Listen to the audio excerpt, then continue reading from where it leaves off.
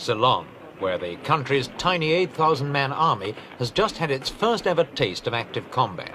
General Atigali briefs his men on flushing out the so-called Che Guevara guerrillas, thousands of discontented students whose armed rebellion against the government has brought Ceylon to its biggest crisis since independence.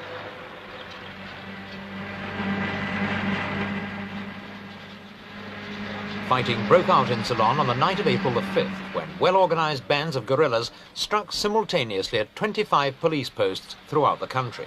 The government claimed the insurgents were members of a banned student organization known as the People's Liberation Front, and had declared a state of emergency 2 weeks earlier, when it became clear the unrest was founded on nationwide discontent.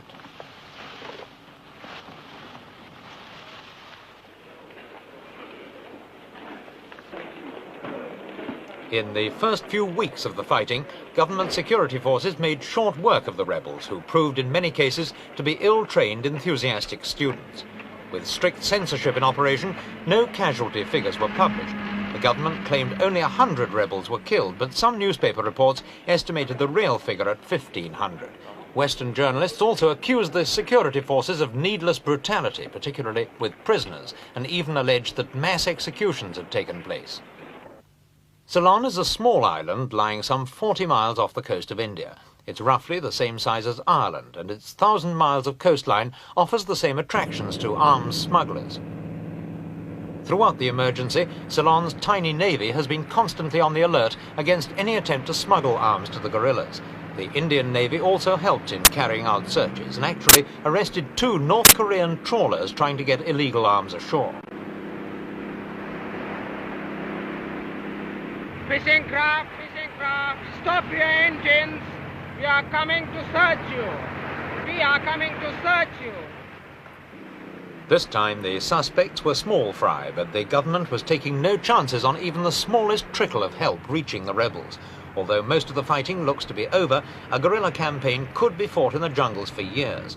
We put this point to Ceylon's Home Affairs Minister, Mr. Bandaranaike.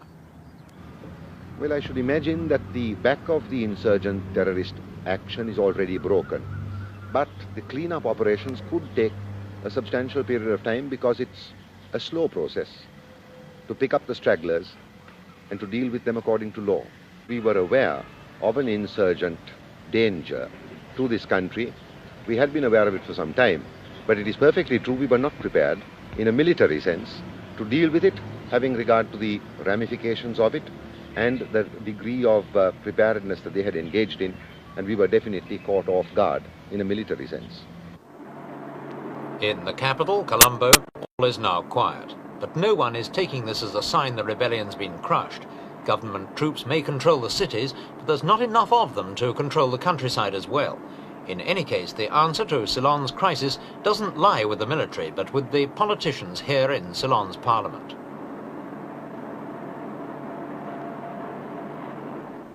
Responsibility for putting Ceylon back on its feet lies with this woman, Mrs. Sirimavo Bandaranaike, the Prime Minister, and leader of a left-wing coalition government which includes a number of communists.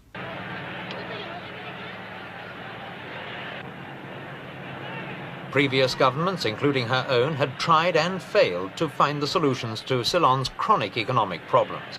Last year, Mrs. Bandaranaike again swept to power after promising an ambitious program of socialist reforms. But time was running out, and within 9 months the euphoria of electoral success had been replaced by disillusionment and active discontent.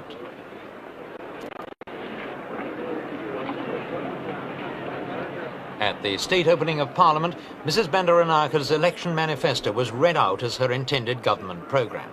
She promised jobs for all, a lower cost of living, cheap housing for the poor, rapid industrialisation and expanded health services. Almost immediately afterwards, the finance minister announced the country was bankrupt.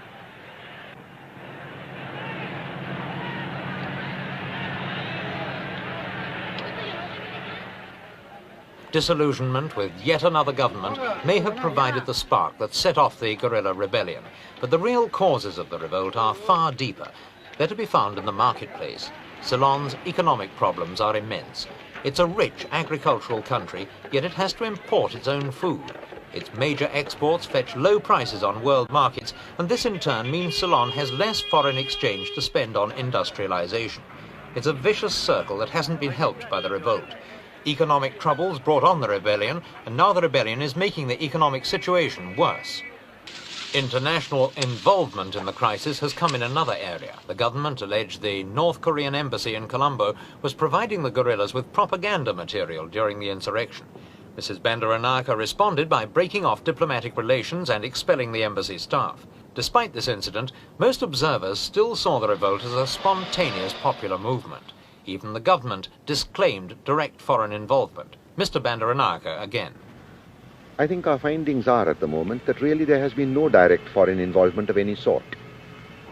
One embassy, as Mrs. Bandaranayake stated in her broadcast message to the nation, had behaved somewhat foolishly and indiscreetly in its own propaganda efforts and thereby indirectly helped the terrorist insurgents. She had occasion to warn that particular embassy, and when the warning was not heeded, she had occasion to ask the embassy personnel to leave the country. Ceylon University, cordoned off with barbed wire and occupied by troops, is the key to the rebellion.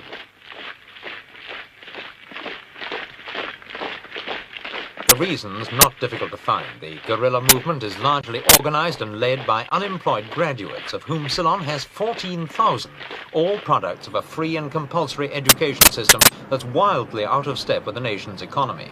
The rank and file of the movement is provided by school and university students, teachers and Buddhist monks. 60,000 are thought to be involved.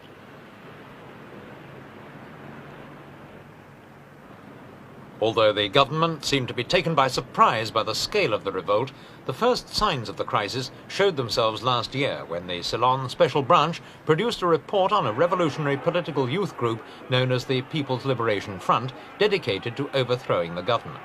And as recently as last September, the authorities marched 63 of these young people into court to face various charges of subversion.